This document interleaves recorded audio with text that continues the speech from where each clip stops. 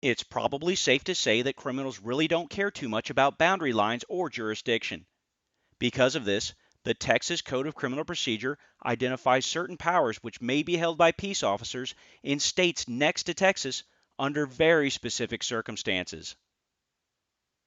There are two instances when peace officers from New Mexico, Oklahoma, Arkansas, and Louisiana are granted limited authority to act in the same manner as a Texas peace officer while inside of Texas.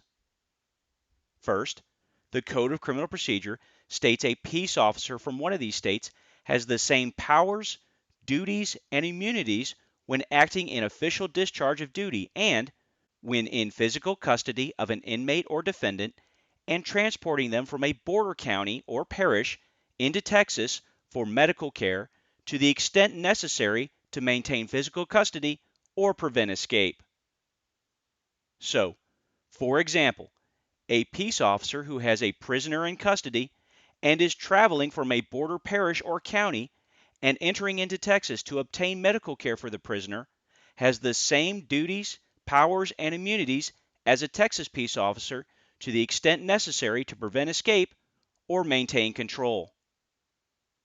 Secondly, the Code of Criminal Procedure states an out-of-state peace officer has the same powers, duties, and immunities as a Texas peace officer when employed as a law enforcement officer and on duty and inside of Texas, and the officer's home jurisdiction is in an adjoining state, and the boundary line of the Texas municipality the officer is in is within 1 mile of the state border, and the officer is in discharge of official duty or enforcing ordinances of that Texas municipality if they have been approved by the governing body of that municipality by a vote in an open meeting.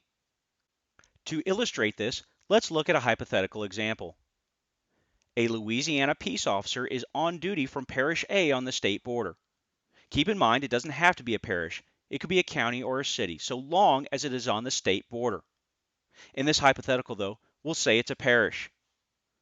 That peace officer has the same powers, duties, and immunities as a Texas peace officer when inside of Texas and inside of City A, and either in discharge of official duty or when enforcing an ordinance of City A, so long as the ordinance has been approved by the governing body by vote in an open meeting, and as long as the border of the municipality is within 1 mile of the state border. The Louisiana peace officer can only do this in City A since it's within 1 mile of the border. He can't do it in City B since it's more than 1 mile from the state border.